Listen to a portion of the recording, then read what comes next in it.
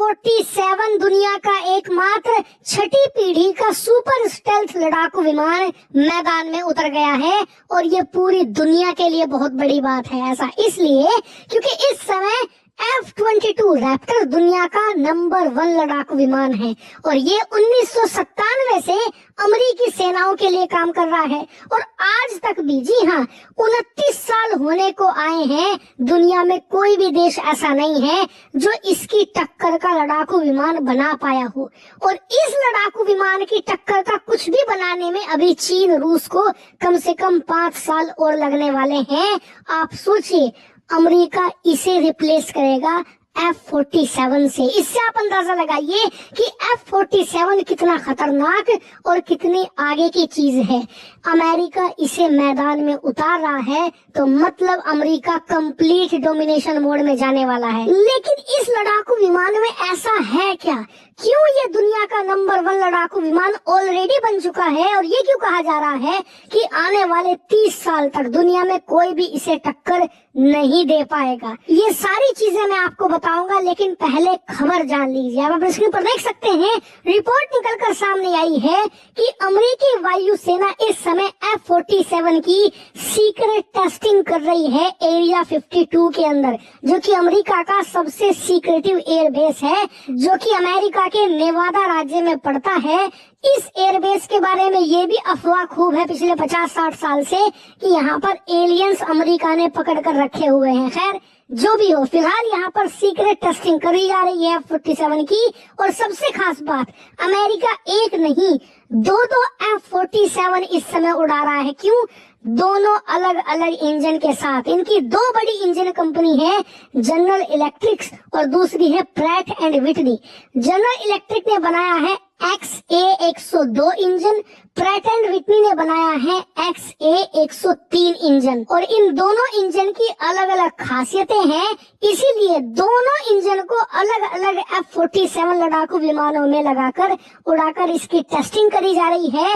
और फिलहाल पहली टेस्टिंग में दोनों इंजन्स ने शानदार यहाँ पर रिजल्ट दिए हैं। लेकिन 2 अलग अलग इंजन के साथ अमेरिका टेस्ट क्यों कर रहा है? आप ये सोच रहे होंगे, यार एक इंजन बनाने में अरबों लगे होंगे, 2 इंजन से टेस्ट करके ये क्या निकालना चाह रही हैं? तो देखिए, अगर F-47 भारत बना रहा होता या फिर मान लीजिए चीन बना रहा होता या दुनिया का कोई और देश बना रहा होता ना, तो एक इंजन से टेस्टिंग करके काम हो जाता। लेकिन अमेरिकी वायुसेना दुनिया के अलग अलग इलाकों में, अलग अलग क्लाइमेट्स में, अलग अलग टेम्परेचर में काम करती है, इसीलिए इन्हें अलग अलग इंजन के साथ टेस्टिंग करके देखनी होगी कि कौन सा इंजन बेटर होगा अलग अलग कंडीशन को झेलने के लिए। क्योंकि F-47 अमेरिकी युद्ध पोत पर भी तैनात होगा, जमीन पर भी, पर्वतीय इलाकों में भी तैनात होगा, जंगलों में भी। हर तरीके का टेम्परेचर झेलने की इसकी क्षमता होनी चाहिए।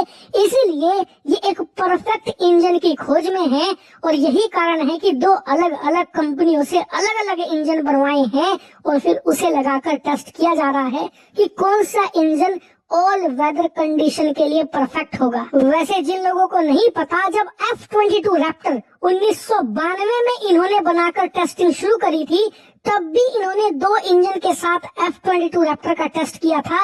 उस समय तो 2 अलग अलग लड़ाकू विमान बनाए गए थे। जी हाँ, लड़ाकू विमान भी अलग थे, इंजन भी अलग थे। बस इस बार लड़ाकू विमान एक है, इंजन अलग अलग हैं। उसकी वीडियो मैं आपको कभी फिर बनाकर बताऊंगा कहानी, वो बहुत इंटरेस्टिंग कहानी है F-22 रैप्टर के बनने की।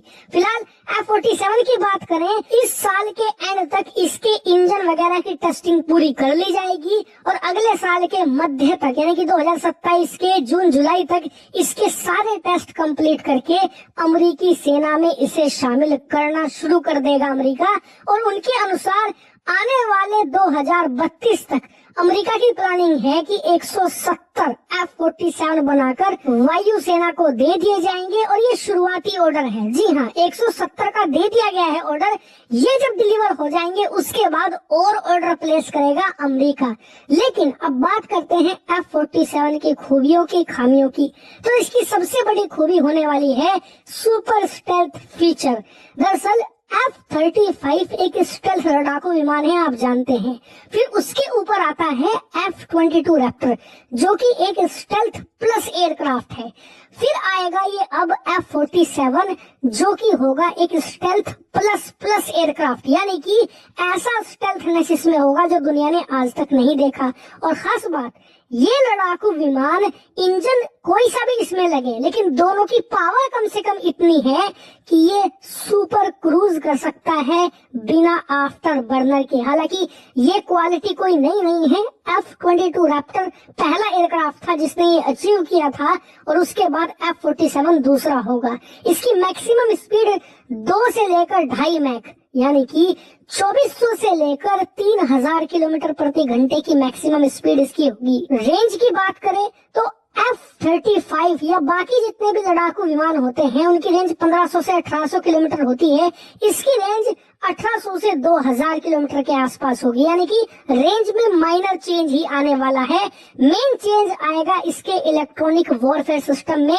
इसके अंदर नए sensor fusion electronic warfare system, next generation के सेंसर्स लगाए जाएंगे, जिसके बाद ये एयरक्राफ्ट एक तरीके से इनविंसिबल बन जाएगा। लेकिन सबसे खास बात, ये एक तरीके से ड्रोन ऑपरेटर और कंट्रोलर का भी काम करेगा, यानी कि जब ये उड़ान भरेगा तो इसके साथ 4 से लेकर 6 स्टेल्थ ड्रोन उड़ा करेंगे, जो सभी मिसाइलों से लदे होंगे, और उन सब ड्रोन को पायलट कंट्रोल करेगा। यानी कि ये कमांड सेंटर की तरह भी काम करेगा, और जासूसी करने के लिए खास इलेक्ट्रॉनिक उपकरण इसमें लगाए गए हैं। यानी कि इसके स्टेल्थ प्लस प्लस फीचर का इस्तेमाल सिर्फ दुश्मन के इलाके में घुसकर चुपचाप हमला करने में नहीं होगा, बल्कि दुश्मन के इलाके में घुसकर उसकी जासूसी करने के लिए भी इसका बड़े पैमाने पर इस्तेमाल किया जाएगा। वहीं इसका जो बॉडी स्ट्रक्चर है वो टेल लेस होगा, यानी कि ज्यादातर लड़ाकू विमानों में आप छोटी सी टेल पीछे देखोगे, इसमें बिल्कुल भी टेल नहीं होगी, एक टेल लेस एयरक्राफ्ट होगा,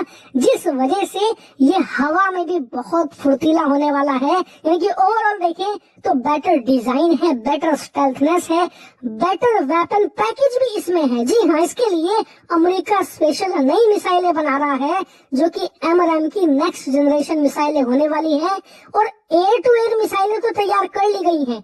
air to ground next generation मिसाइलों का काम तेजी से जारी है। अमेरिका की प्लानिंग है कि 2029 तक इसकी air to ground next generation मिसाइलें भी रेडी कर ली जाएं। लेकिन अब आ जाते हैं सबसे मेन मुद्दे पर, जिसको लेकर अमेरिका पिछले 30 साल से परेशान है। दरअसल वो स्टेल्थ हथियार तो बहुत तैयार कर चुका है, लेकिन कोई भी कॉस्ट इफेक्टिव साबित नहीं हुआ। यानी कि सारे एयरक्राफ्ट खरीदने में महंगे, चलाने में महंगे, और उसके बाद रिपेयर और मेंटेनेंस में तो और महंगे पड़ते हैं। इसीलिए इस एयरक्राफ्ट को ऐसे डिजाइन किया गया है कि ये काफी कॉस्ट इफेक्टिव हो, यानी कि खरीदने में अमेरिका को सस्ता पड़े, उसके बाद इसे चलाने में सस्ता पड़े, यानी कि काफी फ्यूल एफिशिएंट हो, और उसके बाद जो सबसे बड़ी समस्या आती है कि स्टेल्थ लड़ाकू विमान आप उड़ाइए, उड़ाने के बाद वापस लेकर आइए तो उसकी स्टेल्थ कोटिंग में आपको चेंजेस करने पड़ते हैं, दोबारा लगानी पड़ती है, मेंटेनेंस करना पड़ता है। वो खेल यहाँ नहीं होगा। इसकी स्टेल्थ कोटिंग F-22 रैप्टर के मुकाबले 100 गुना ज्यादा चलने वाली है। जी हाँ, इतना ड्रास्टिक चेंज आएगा, जिस वजह से मेंटेनेंस भी काफी कॉस्ट इफेक्टिव होगी। और इन फीचर से आप समझ गए होंगे कि क्यों ये एयरक्राफ्ट आने वाले 30 सालों तक रूल करने के लिए बनाया जा रहा है। लिटरली ये एयर स्पेस को डोमिनेट करेगा एयरक्राफ्ट, और इसकी टक्कर का एक 6th जनरेशन एयरक्राफ्ट बनाने में दुनिया को अभी दशकों लगने वाले हैं।